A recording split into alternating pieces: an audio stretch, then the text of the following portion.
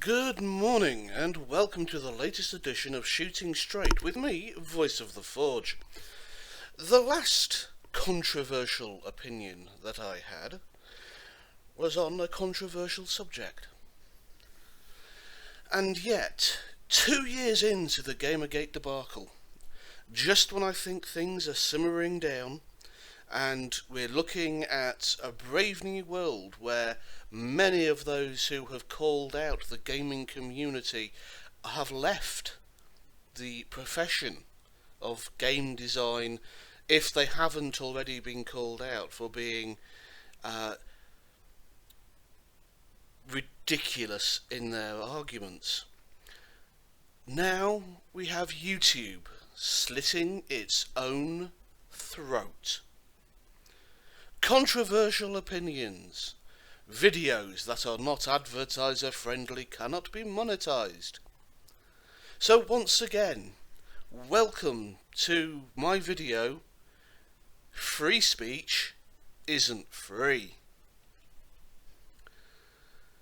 This is what I was arguing about last time.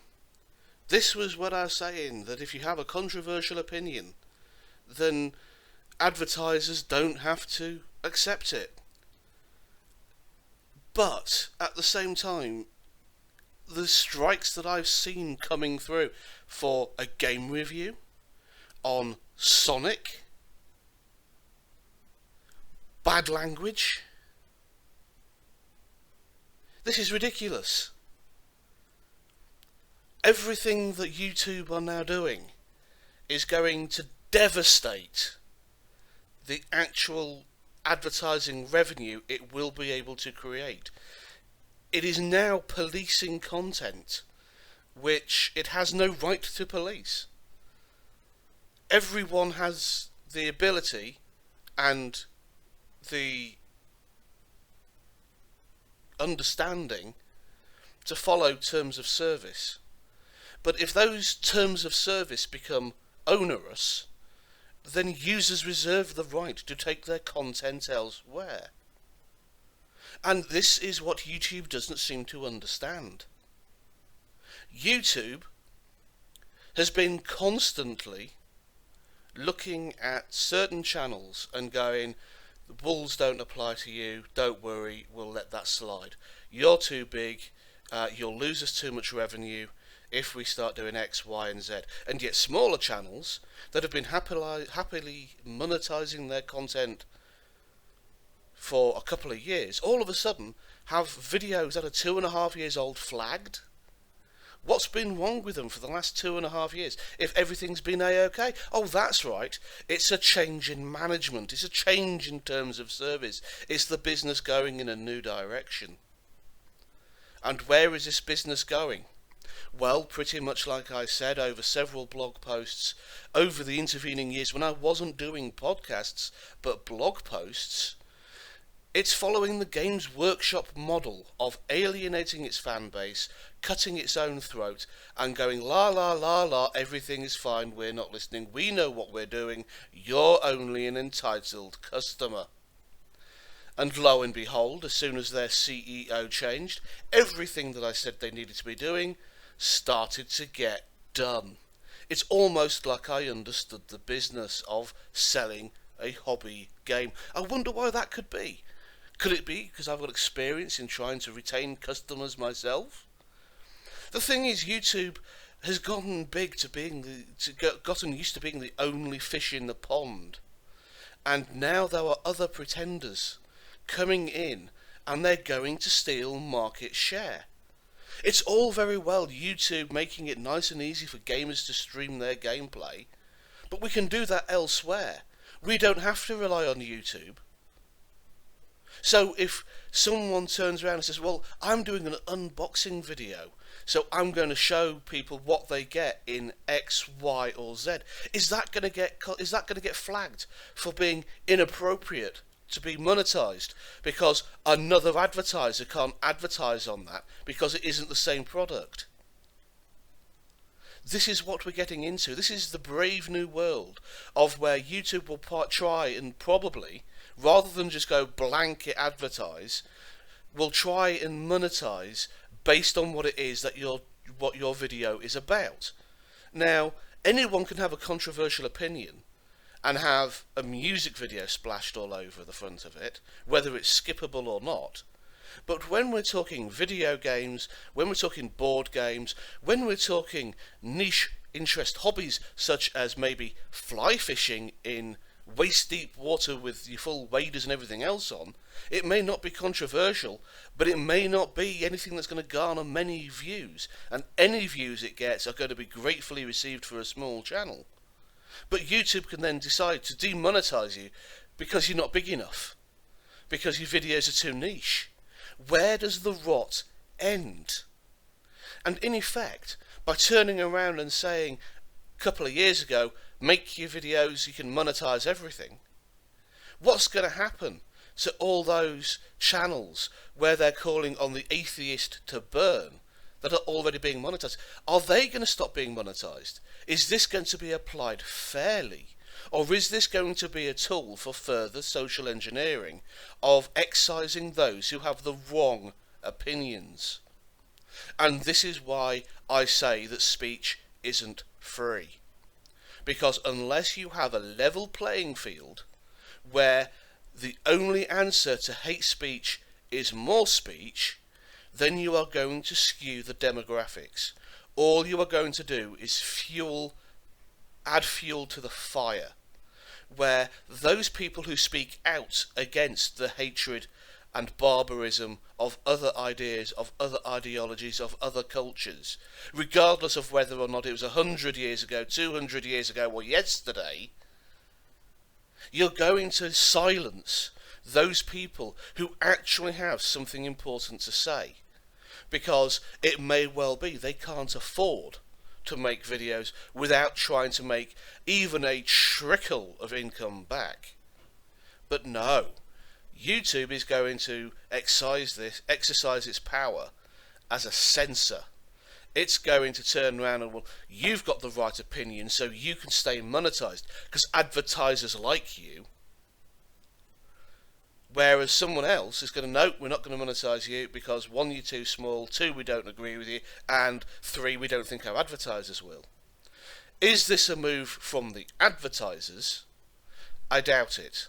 Because as far as the advertisers are going, they're buying advertising from YouTube.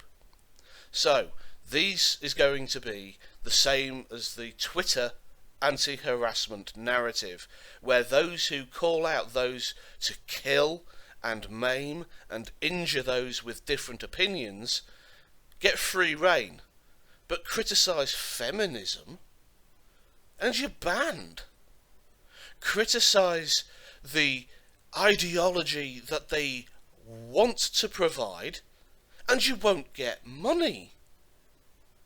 This is a powerful weapon, because it's not that you aren't talking about a level playing field, you're talking about a field that has been tipped on its side at a 90-degree angle, with those who suck up and have the right opinions and say the right things get all the treats.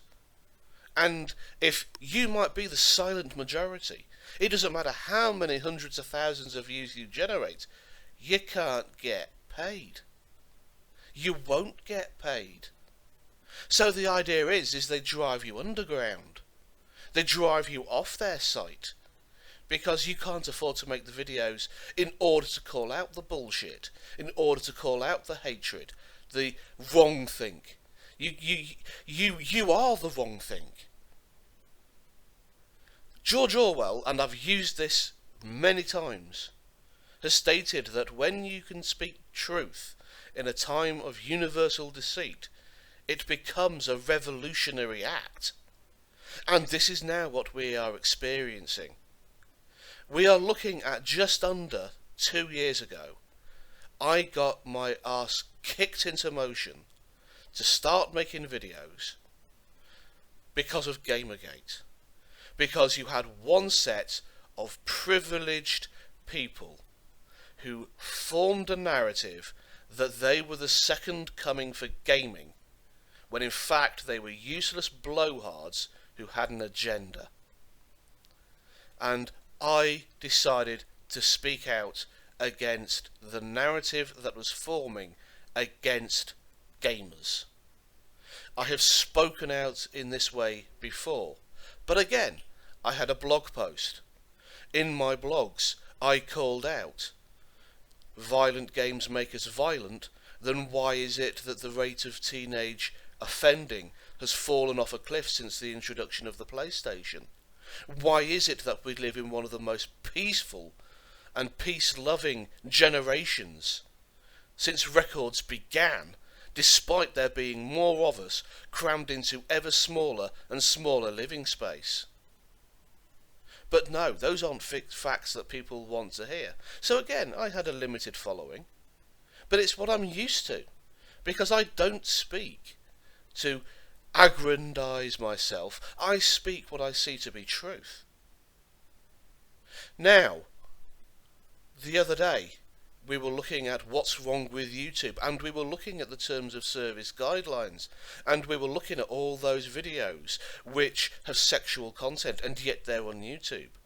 We were looking at all those videos who were nasty, hateful, who showed weapons and violence, and all these other things that smashed these pillars of the community that YouTube said were its guiding light for terms of service. And lo and behold, what's happened? Instead of fixing the problem, they've gone and thrown the baby out with the bathwater. Instead of turning around and saying, yes, there's a problem because we haven't been upholding our own rules, YouTube have doubled down and instead gone, nope, here we are. This is the law. This is how we have decreed it. Take it or leave it. There will be people who leave. There will be people who go to other websites, to other streaming sites. They exist. We started as a channel on a different one. The only reason Voice of the Forge is on YouTube as part of the Forgotten Forge project is because I decided to a certain extent that we needed a slightly more mainstream approach for the channel. The whole of the rest of the Forgotten Forge project is found on Dailymotion, because that way everybody else can curate the content of the group. And there's been very little crossover between the two, because we're trying to show that we're a community. Now, if I can't do that on YouTube, then screw it. I'm not going to hang around and say, oh, but, and hold my hands out, and please, sir, can I have some money? No. I'll just turn my back, wipe the dust off my feet, and go, screw you, buddy. I'm not going to give you any more content. If what you're going to do is take it and say, this is a user, this is his content, but we're not going to monetize it because it's controversial, fine. I'll just put my content elsewhere. Because at the minute, YouTube is reliant on the fact that it gets so many hours of content uploaded every minute, every second of every day, that no one can possibly watch it all in a lifetime. And they're going, we're too big to fail. Well, I'm sorry, but this might be a doubling down too far. This might be the actual wake-up call for a lot of content creators to turn around and go, no. All it takes is enough big names with a few 100,000 subscribers or a few million subscribers to turn around and go, you know what? You haven't hit us with the monetizing ban, but now we can't guarantee our revenue stream because you could change those terms of service at a moment's notice with a prevailing culture shift, and we can't guarantee that we aren't going to be next. And they preemptively take all their content off your site, take it down, move it elsewhere. And you're screwed, YouTube. You will have slit your own throat. You will have killed the goose that's laid the golden egg. Why? Because you are pandering. There is no other word for it. You are pandering to a set of ideals, to a set of people that want nothing more than to see the world burn, because they hate modern society. They have no great idea for what should replace it. All they know is they don't like what it is at the minute. And I will be the first to admit that it's imperfect. But it's better to have an imperfect system that works for the vast majority and seeks to provide the best possible outcome for the most number of people. The utilitarian premise of whether or not a society is successful. The greatest good for the greatest number. I will accept an imperfect society. I have to, because it's what we live in. But I will be damned if I will live in an Orwellian nightmare. Because what will happen is I will be the first one on the wall. I will be the first one to speak out. Live in an Orwellian nightmare. Live like a mouse. Be afraid of my own shadow. I already am. And that's not because of politicians. That's because of no-neck, no-brain, single-celled amoeba intelligence thugs that take one look at me walking down the street, and because I may have shiny shoes, they decide that, oh, who does he think he is? Let's take him down a peg or two. And all we're doing is importing that mindset into higher and higher realms of thought, until such time as we're all going to be knuckle-dragging, brain-dead idiots that can barely speak, and will be overtaken by a 14th century, well, 8th century invasion of people that will take great control and great delight in controlling those knuckle-dragging idiots. And no one can see it. Feminism, your time is over. Because if you don't criticise the Islamic faith, then you aren't feminists. Because all you're doing is crying about first world problems. YouTube has signed the death knell for any kind of news content to be created because of graphic violence, natural disasters or controversial subjects. I've got news for you. Politics is a controversial subject. No matter where you are on the spectrum, someone will disagree with you. And so will your advertisers. But your advertisers will come to you if they know that you will put a video of Beyonce on every fucking video, whether or not it's got a controversial opinion, because it will still get eyeballs on the video. What you'll find is there'll be people that won't want to advertise with you because you're promoting one idea over another. The whole idea of net neutrality goes out of the window with this controversial opinion won't get monetized crap. You'll still get some people who will upload controversial opinions because they don't need the money. That's fine. And I am all for that. In fact, I reckon we should all turn around and flag everything as controversial, swear till the cows come home, so that none of it can be monetized under this system. That would be the most revolutionary act. For everyone to turn round and say, well, from now on, every third word is going to be an F-bomb, because your sponsors won't like it. And that won't be YouTube channel creators cutting their own throat. It will be solidarity. It will be a strike.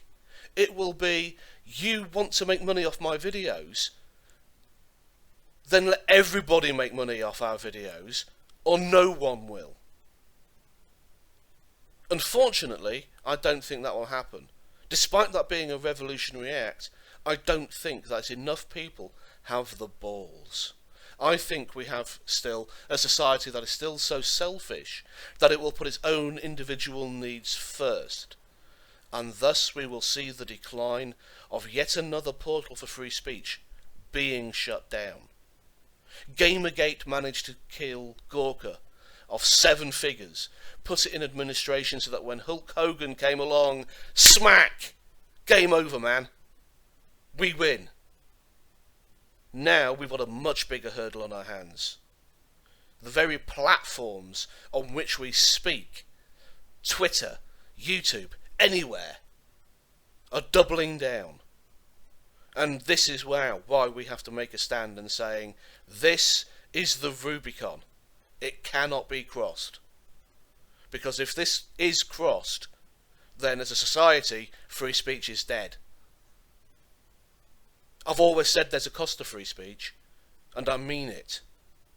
If you don't stand for something, if you don't choose a hill to die on, then you are liable to fall for anything.